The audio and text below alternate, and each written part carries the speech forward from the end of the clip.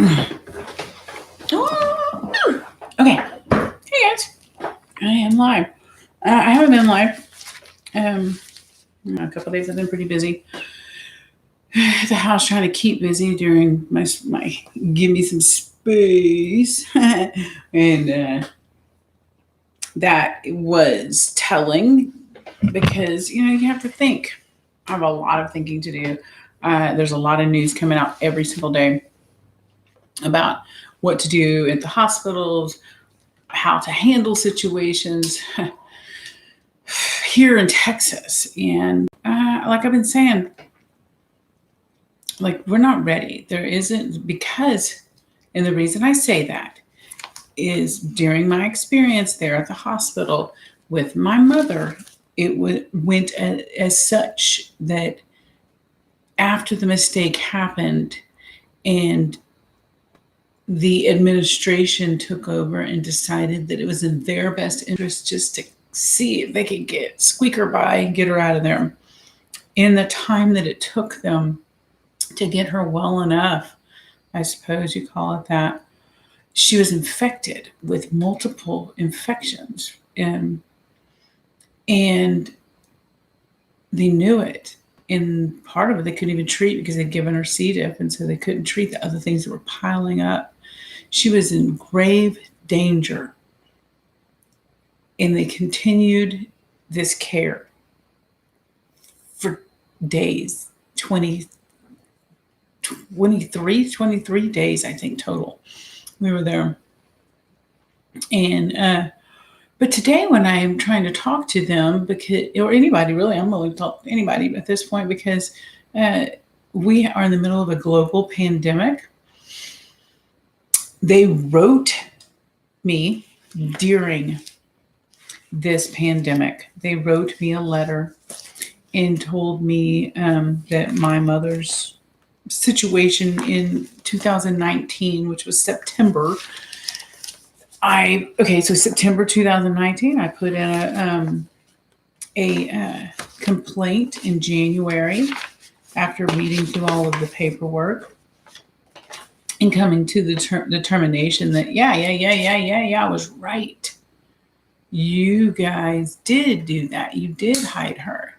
You did try to hide the situation. And I have a feeling you do that to a lot of people. You roll the dice on the ones that are barely there. She's still alive. She's doing okay. I mean, her teeth have fallen out of her head and her hair is falling out.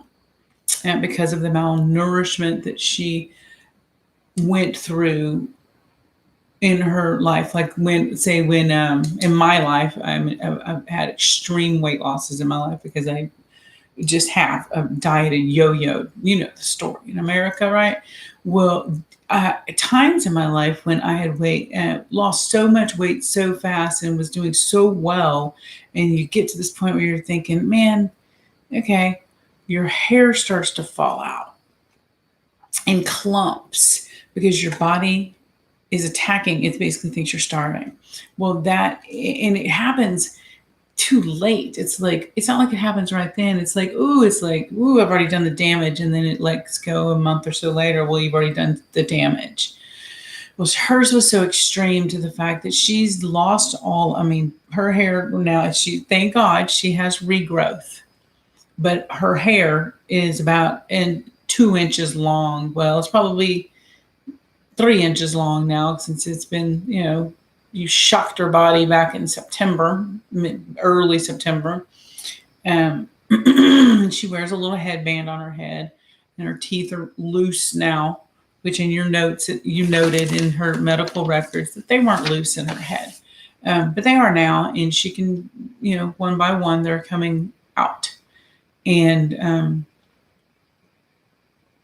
we don't know what to do about that because she can't get another surgery now after this stress cardiomyopathy that was caused due to your anesthesiologist, nurse's assistant in the room, pumping her up with every drug known to mankind in a 45-minute period to try to cover his tracks on a mistake he made, which ultimately the entire hospital followed suit into that rabbit hole. I'm I'm beyond. I've sent emails, I've sent letters, I've sent videos. I've dedicated my entire website that was my small business to this subject. It is so broad. There's so many different things to talk about on. I have so many questions. I have people contacting me from my to my site with stories of their parents at your facility that you did the same thing to them. Pictures are sending me pictures of wounds on legs and like letters. Oh, they got letters too. And they're sending me these letters. And I am amazed that this was the deal. And I am kind of like to the point to where, oh, how do you change laws in Texas? Because this medical malpractice cap is what did it. You guys put it in play. Congress put it in place to protect the doctors, to keep them from being overly sued all of the time, which I get. I'm never sued. I'm not suing right now. What is there to sue for? Because this malpractice cap that our Congress put into place in Texas, I think it was in 2003, keeps 83% of Texans that experience a malpractice experience, a suit, a case, I don't know what it's called, when a doctor messes them up, 83% of those cases go unheard because of this cap. And let me tell you why.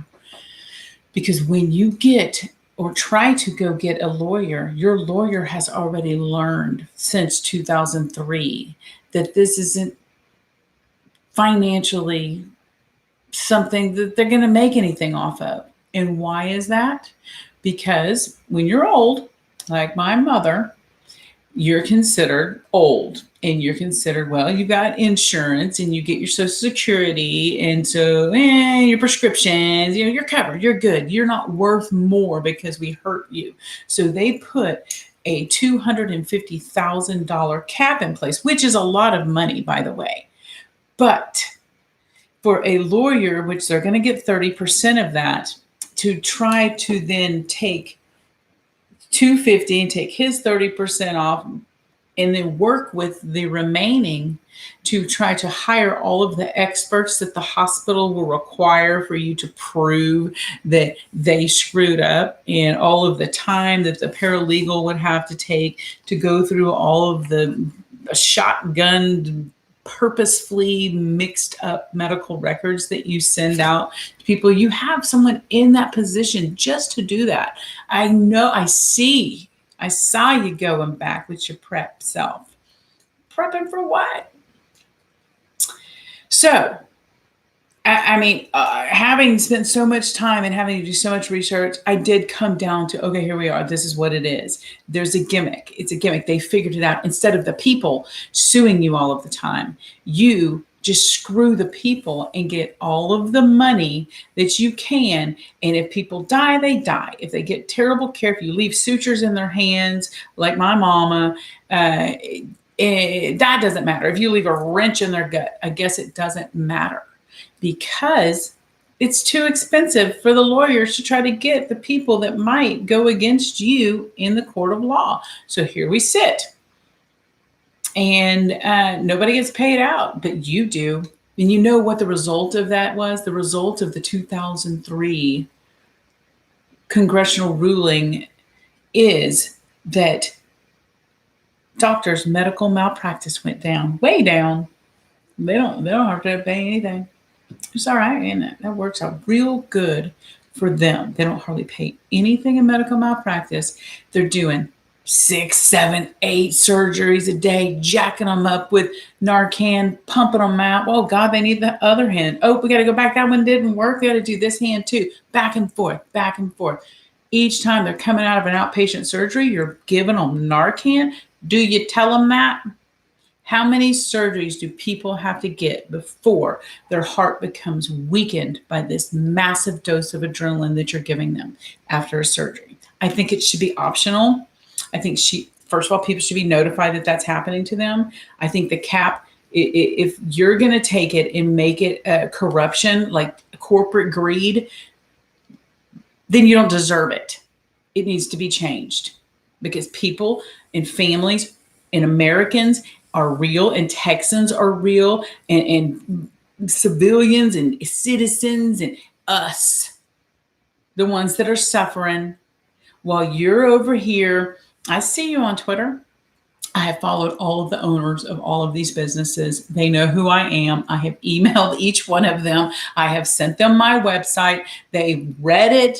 They read part of it, and they paid attention to a little bit of it because you can see that they picked and chose what they wanted to be patronizing about in their letter to try to confuse me into thinking that I wasn't paying attention. Well, I paid attention. I'm over it. And I'm mad, and people can say, whatever, you're, Paige, what are you doing?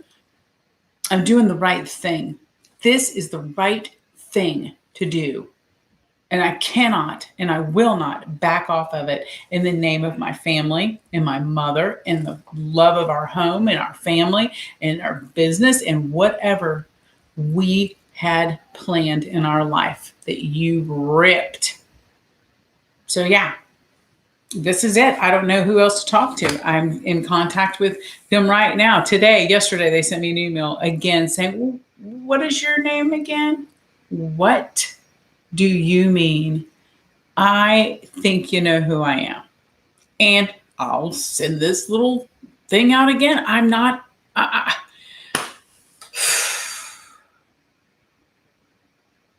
Anyway, I have other things to do.